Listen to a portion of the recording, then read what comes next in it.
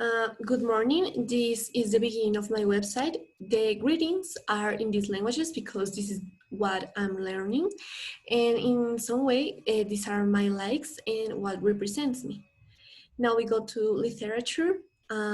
Here's a small video that I made. And this is a link for Satana's page. Now we go with dossier. In the first instance, the intertextuality was made with this art for three reasons. First of all, the painting represents the reaction that all the characters have when they see Gregorio's form for the first time, especially his mother. Second, the life of Edvard Munch and the life of Edvard Munch is involved, and his relationship with his father, which is very similar to the life of Franz Kafka, which it has an extremely demanding father. Finally, the relationship with the tuberculosis disease, with which both are closely related. These icons are links to interactive games, and perhaps they have barely my own.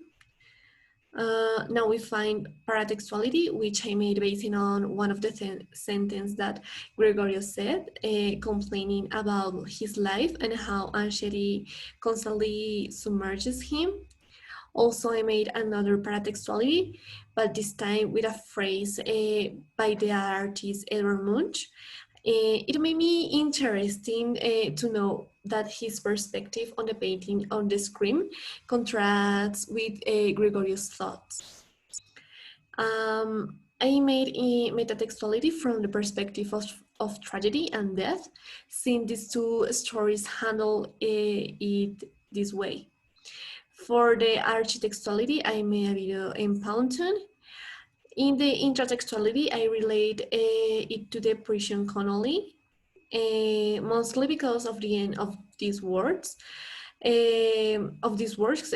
which have an end that brings relief to everybody around them. We continue with penitentiary colony, which for intertextuality, I relate to the movie Escape Dream. The central link that I found between these two works are what was the idea of freedom and justice that they managed. Both are ruthless and cruel. I also highlight like a phrase within the film that proves my point. For paratextuality, I made an infographic with the ideal word, and it was applied to a problem issue such as the dilemma of ideals, and as throughout Kafka life, factors such as the First War and more inspire him to carry out a work like the penitentiary colony. In metatextuality, I wrote about repentance and how in these two words torture is to be the key to redeem your sins. Here I made like an infography and very interesting again about the intertextuality that I made with metamorphosis. I related a little woman to the sculpture The Rebel Slave by Michelangelo. This because of the meaning of the sculpture, which lies a man who lives in torment, which can be similar to the feeling of the little woman because of the existence of the man. In the paratextuality, I chose the I chose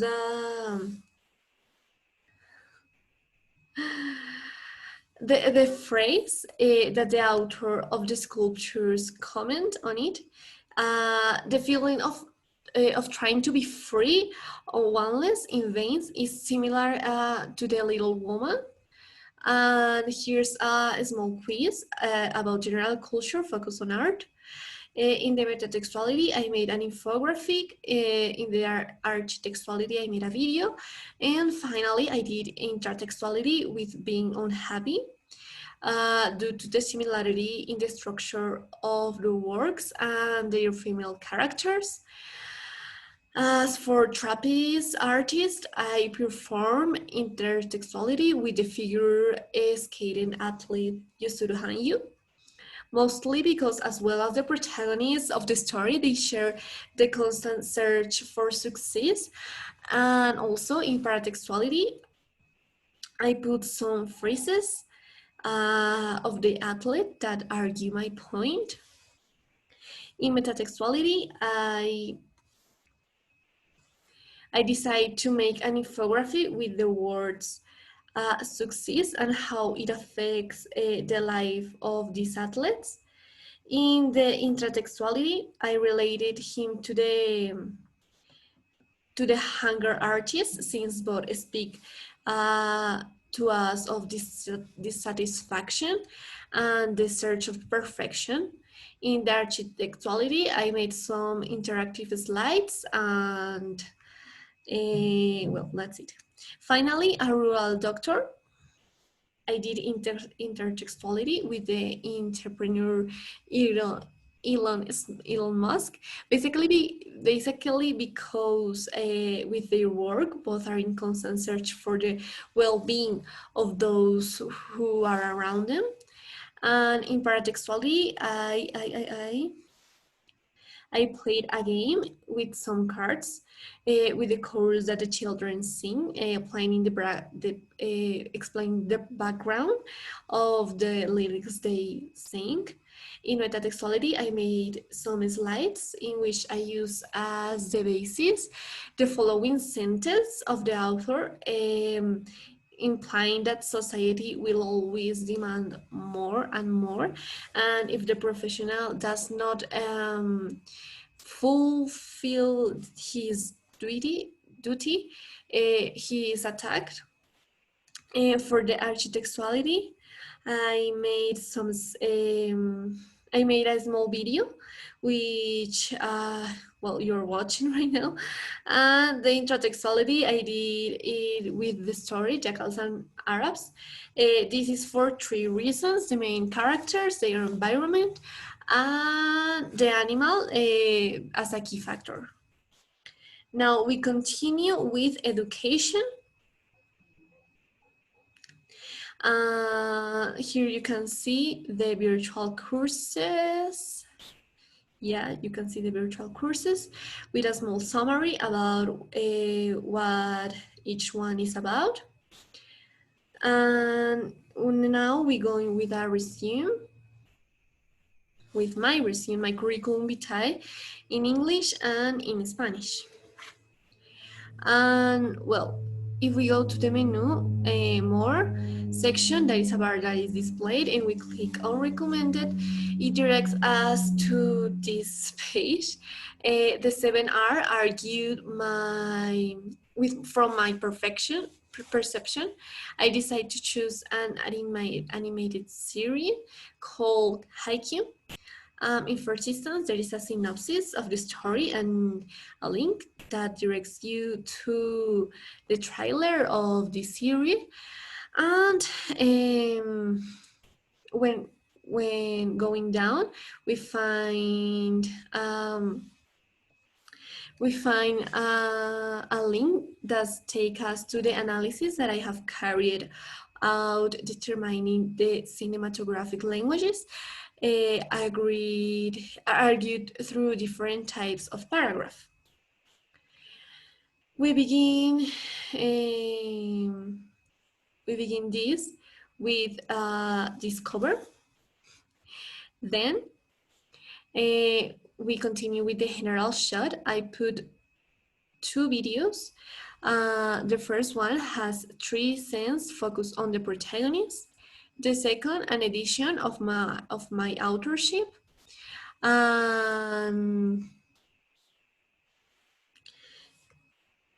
Oh my god. Yes, of my authorship, and only one scene with the co-star is shown. As for the paragraph, it's a quote paragraph. Therefore, I relied on a phrase by the volleyball coach named Ari Lessinger, which says, "There is no reason to believe that there will be no changes or events in the future." To explain the duality between the colors in the scenes and how they change according to the feelings and the emotional development of the principal character. For the shot, for the general shot, I chose well, these two images in which the protagonist and the co-protagonist appear. The comparative paragraph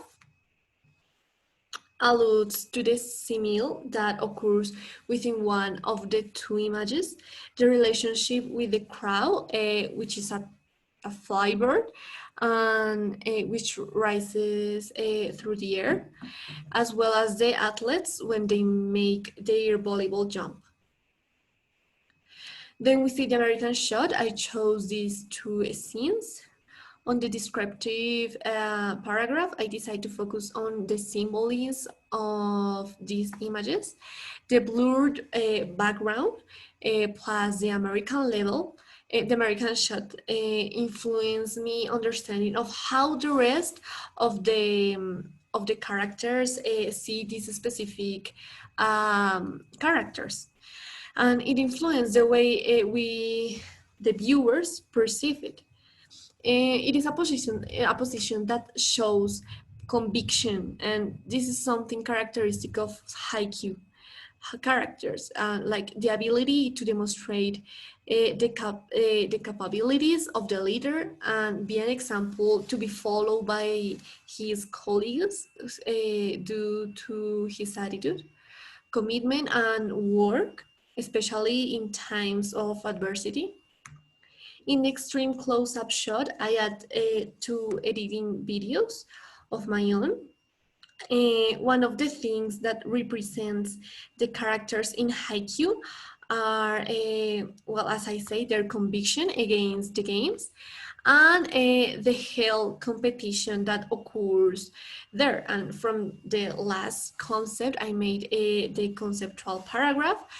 Through the series, we are shown the hard work of each character and their evolution, always with the intention of winning and the passion for the sport. For the detail or insert shot, I chose scenes of people's eyes because I consider that it is what most reflects the sense of Haikyuu. From there, I made a quote paragraph and with the following phrase from the writer Ralph Waldo Emerson, and I can treat it like a loaded and accurate weapon, or it can insult like a boo or a kick, or he can, at the opposite extreme, with a kind smile, make the heart dance with his joy. Well, this is based on the expressiveness of the characters through their gaze. Finally, for the types of plan according to the angles, I decide to take several scenes, the argumentative paragraph. I work on with respect to the message that Haikyuu give us. It is a series about self-improvement, determination, teamwork, and all above all, effort, and a collective and an individual effort. Now, well, thank you. Now, what is the sociocultural impact of my possible profession, modern languages, in the short, medium, and long term? Well, in the short term, there are 3 months There is no notable impact in the sociocultural sphere, since it is a profession practiced for a long time. However, the question that arises is about like technology translation and the impact that machines had on languages. However, colloquial language will be always present, and it is the essential to have to know that it will always vary and evolve. Therefore, it should not be seen as an enemy, but as a help. Then a medium-term impact in a period of 4 to 10 years. A translator is one who will serve as an introducer to a history that is distant in culture, close in time, and long as in terms of language. The role of these interpreters goes beyond simply transmitting oral or writing messages, but many of them are being cultural mediators. And finally, for the long-term impact, within 10 to 20 years, well,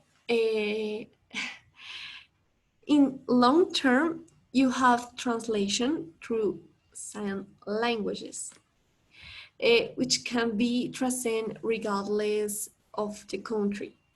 Something that is unknown is sign language, and it's learning. The fact that the method to study it is so complicated, and added to the fact that it changed to the country, it is a huge problem to take into account, and especially for the inclusion of people with hearing disabilities. And the idea is to be able to implement a new language that takes an essential part of each culture. The goal is to include that part of the society that can't be always communicating with us. So yeah, the final idea for my life project, well, it is so idealistic, but I think it's not impossible to make all the people to learn this language, because you cannot also be comfortable with your language. It is necessary to start communicating with other people which don't have the opportunities that we have and all the senses we have. So this is basically my entire page.